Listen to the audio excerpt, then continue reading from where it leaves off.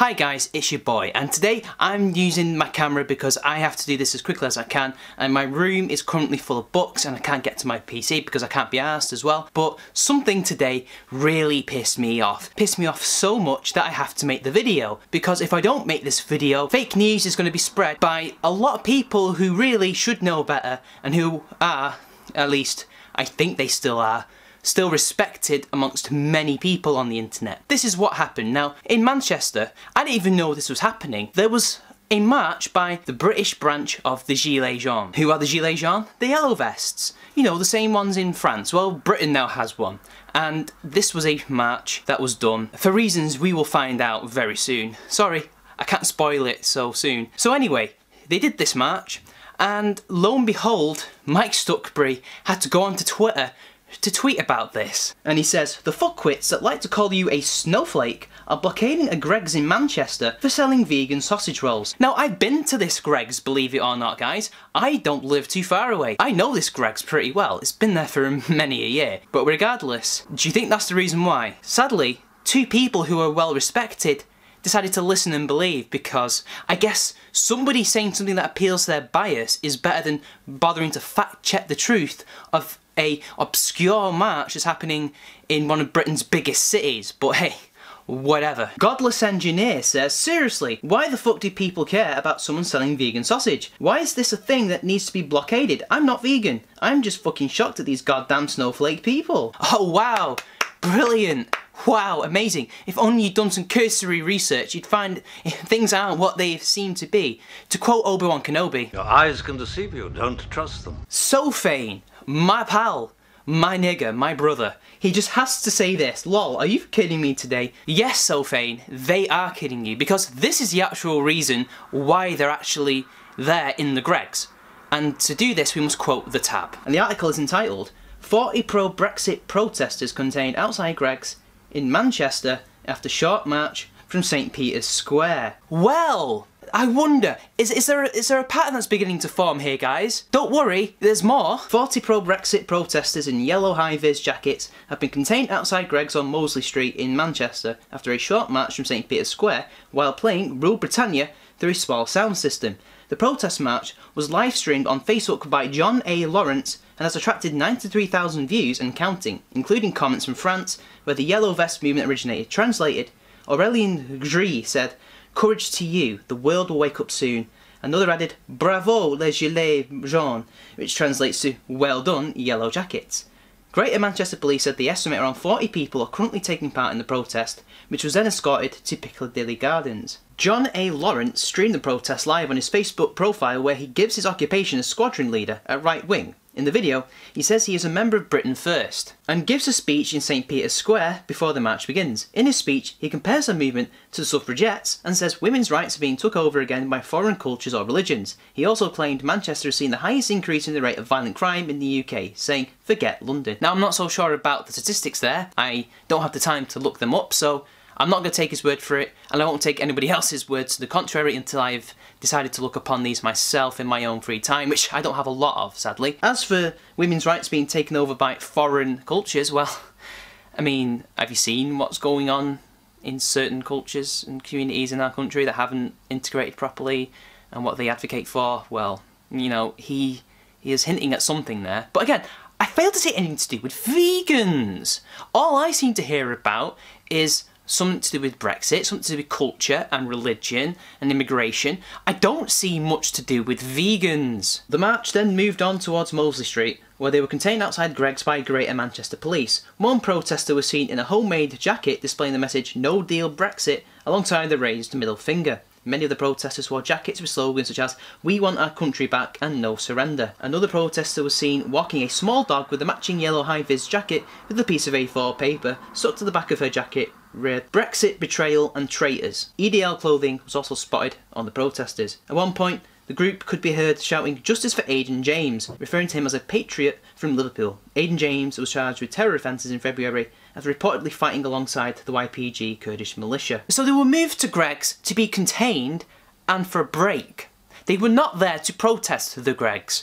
because it sold vegan produce. By the way, that Greggs and all Greggs around the country sell vegan produce.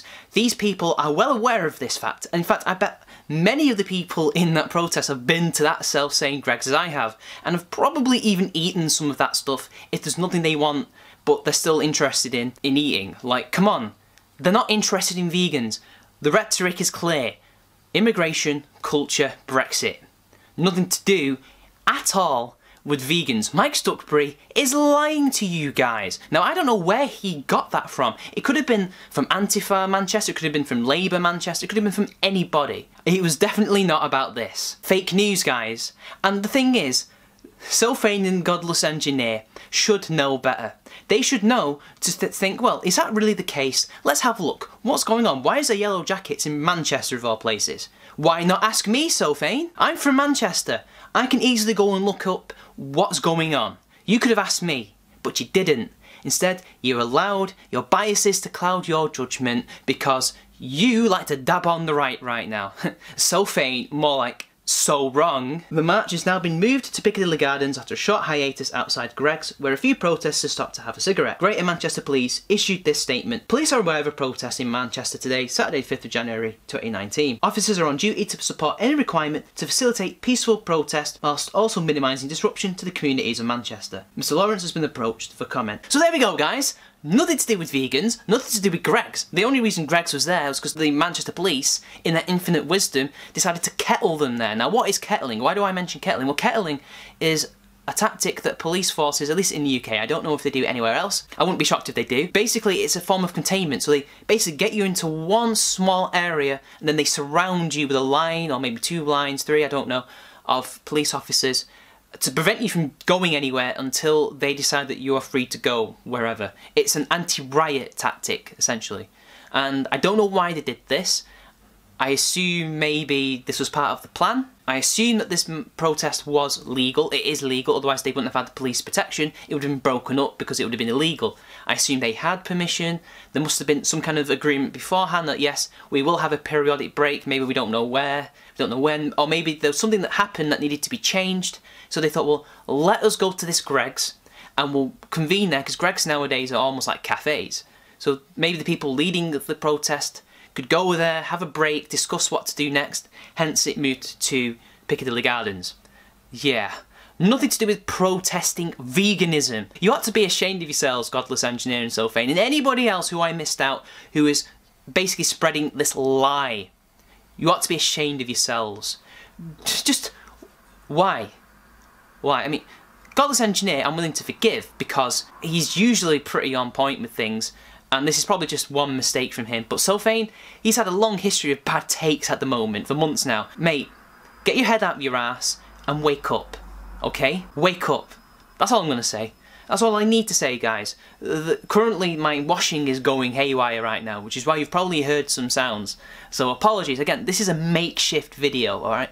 I did not put much effort into this, because really, I don't need to. Whoa, stop right there, bucko, because you see, guys, it doesn't just end there. Literally, as soon as I started to edit this video, turns out Stuchberry actually responded. Now, not to me, personally, although I think he was probably subtweeting me and many other people who called him out on this, and he has decided to change what he actually said earlier, so let's see what he has to say. My dudes, it is just a fortuitous shot and a little cheeky banter. Sorry.